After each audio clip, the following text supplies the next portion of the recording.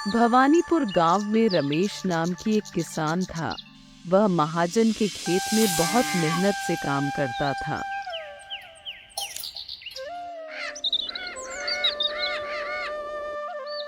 मालिक, मैं दिन रात मेहनत कर रहा हूँ, लेकिन जो फसल होती है उसमें से हमें बहुत कम मिलता है। अगर थोड़े और पैसे मिल जाते तो मेरे बेटे का स्कूल में दाखिला हो जाता। रमेश, जितना दिया है उसी में संतुष्ट रहो। सबको अपनी जरूरतें पूरी करनी है। मेहनत करो, ज्यादा की उम्मीद मत रखो। मालिक, मेरे पास अब कुछ नहीं बचा है। अगर इस बार बेटे का दाखिला नहीं हुआ तो उसका भविष्य खराब हो जाएगा। कृपया थोड़ा और। मैंने कह दिया, जितना दिया है उतना ही मिलेगा। अब जाकर अपना काम करो।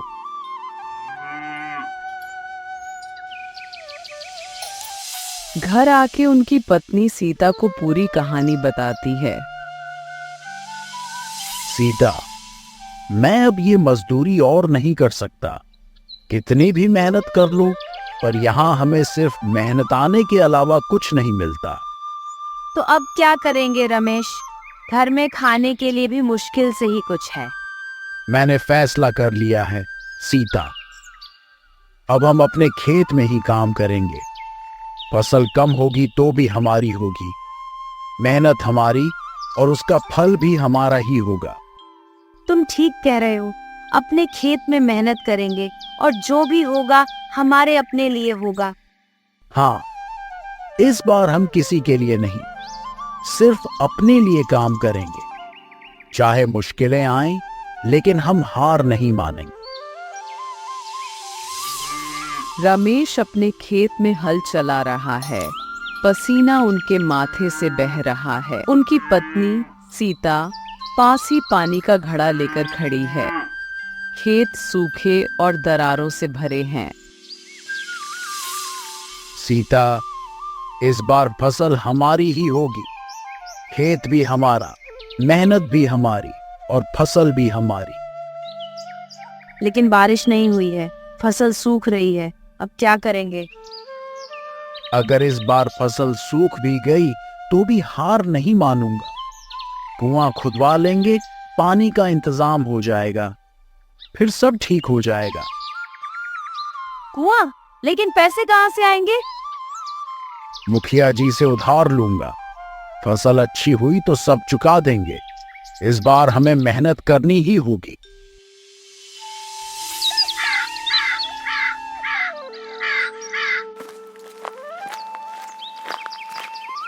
अगले दिन रमेश मुखिया जी के पास जाता है।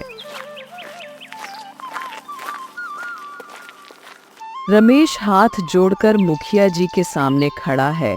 उसकी आंखों में विनम्रता और थोड़ी सी चिंता है। रमेश, तुम फिर यहाँ क्यों आए हो? पिछली बार भी तुमने उधार लिया था और समय पर चुकाया नहीं। मुखिया जी, मैं जानता हूं कि पिछली बार फसल खराब हो गई थी, इसलिए उधार चुका नहीं पाया। लेकिन इस बार हालात थोड़े अलग हैं। खेत सूखा पड़ा है और पानी के बिना फसल नहीं हो पाएगी। अगर आप हमें थोड़ा और उधार दे दें तो हम एक कुआं खुदवा सकते हैं। इससे फसल अच्छी हो जाएगी और मैं आपका सारा उधार चुका दूंगा। साथ ही मेरे बेटे का स्कूल में दाखिला भी हो जाएगा। तुम्हारे जैसे बहुत से लोग हैं रमेश, जो मदद चाहते हैं। लेकिन याद रखना, अगर इस बार भी तुम उधार नहीं चुका पाए तो परिणाम बुरे होंगे। मुखिया जी, मैं पूरी मेहनत करूंगा। इस बार आपको शिकायत का कोई मौका नहीं मिलेगा। ठीक है, तुम्हें पैसे दे देता हूँ।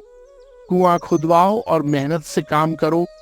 लेकिन याद रखना, उधार समय पर चुकाना पड़ेगा। और हाँ, तुम्हारे बेटे के दाखिले की चिंता मत करो। मैं अपने पोते के स्कूल में उसकी बात कर दूंगा। धन्यवाद मुखिया जी, आपने हमारी बहुत बड़ी चिंता दूर कर दी। मैं आपका ये एहसान कभी नहीं भूलूंगा। रमेश मुखिया जी से पैसे लेकर वापस अपने घर की ओर लौटता है। उसके चेहरे पर थोड़ी राहत और उम्मीद की झलक है। वह मन ही मन योजना बना रहा है कि कैसे कुआं खुदवाकर इस बार फसल को बचाया जाए। खेत के बीचों बीच कुआं खुदवाया जा रहा है। मजदूर मेहनत से काम कर रहे हैं। रमेश और सीता पास खड़े होकर देख रहे हैं। आसमान में बादल घिरते नजर आते हैं। रमेश का चेहरा संतोष और आशा से भरा हुआ है। देखो, अब हमारे खेत में पानी होगा, अब फसल भी अच्छी होगी और हमारी मेहनत रंग लाएगी। हाँ, अब सब अच्छा ही होगा। कुआं तैयार हो जाता है और रमेश ने खेत में सिंचाई करना शुरू कर दिया। लेकिन मौसम का मिजाज बिगड़ने लगता है। आसमान में घने बादल छा जाते हैं और अचानक मूसलाधार बारिश शुरू हो जाती है। हे भगवान, ये क्या हो गया? सारा खेत पानी में डूब गया। अब हमारा क्या होगा? हमारी सारी मेहनत बेकार हो गई। अब उधार कैसे चुकाएंगे? बेटी का भविष्य क्या होगा? रमेश और सीता दोनों की आंखों में निराशा और डर है। रमेश अकेले पेड़ के नीचे बैठा है, गहरे विचारों में डूबा हुआ। उसका मन बेहद परेशान है और वह अपने परिवार के भविष्य को लेकर चिंतित है। अगर मैं खुदकुशी कर लूं तो सब खत्म हो जाएगा, उधार भी नहीं चुकाना पड़ेगा और सीता और बच्चों की जिंदगी बेहतर हो जाएगी। वह रस्सी की ओर हाथ बढ़ाता है, लेकिन अचानक रुक जाता है। नहीं, अगर मैं चला गया तो ये उधार सीता और बच्चों पर आ जाएगा। उन्हें इस मुसीबत में नहीं छोड़ सकता। मुझे लड़ना होगा, फिर से मेहनत करनी होगी।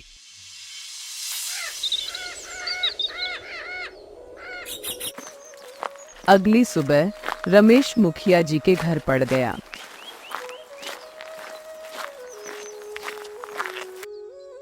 मुखिया जी, मैं जानता हूं कि मैंने उधार लिया है, लेकिन हालात हमारे हाथ में नहीं थे। कृपया मुझे थोड़ा और समय दे दीजिए। मैं मेहनत करके सब चुका दूंगा। ठीक है रमेश, मैं तुम्हें कुछ और समय देता हूं।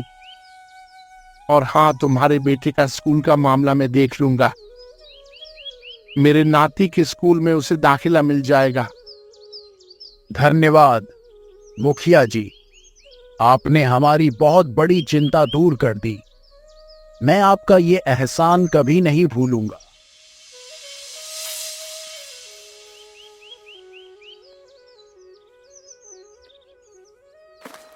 अगले दिन रमेश अपने बेटे के साथ स्कूल पहुंचते हैं। नमस्ते रमेश चाचा, आप आने वाले हैं। ये बात मुझे पिताजी ने बताया था। जी। क्या नाम है बेटी आपका? अनीशा। वाह, बहुत अच्छा नाम है। मुखिया जी का नाती स्कूल का प्रधानाध्यापक रमेश के बेटे के मार्क्स देखकर खुश होता है। इतने अच्छे नंबर, ऐसे होनहार छात्र को हम मुफ्त में दाखिला देंगे। आपके बेटे का भविष्य उज्जवल है। धन्यवाद सर, आपने हमारी बहुत मदद की। अब मैं फिर से मेहनत करूंगा और सारी मुसीबतों का सामना करूंगा। अरे साशा सर नहीं, मैं आपका बेटा जैसा ही हूं ना।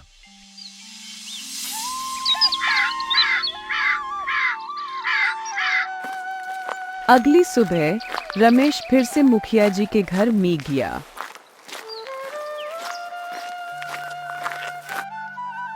मुखिया जी, आपने हमारे बेटे का दाखिला करवा दिया।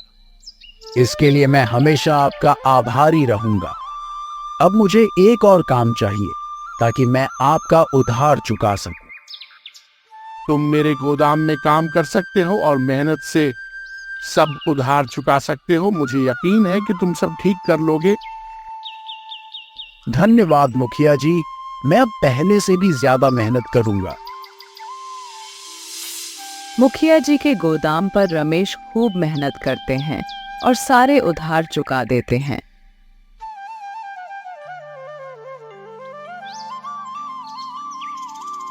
कुछ महीनों बाद रमेश फिर से अपने खेत में हल चला रहा है। इस बार फसल लहलहा रही है।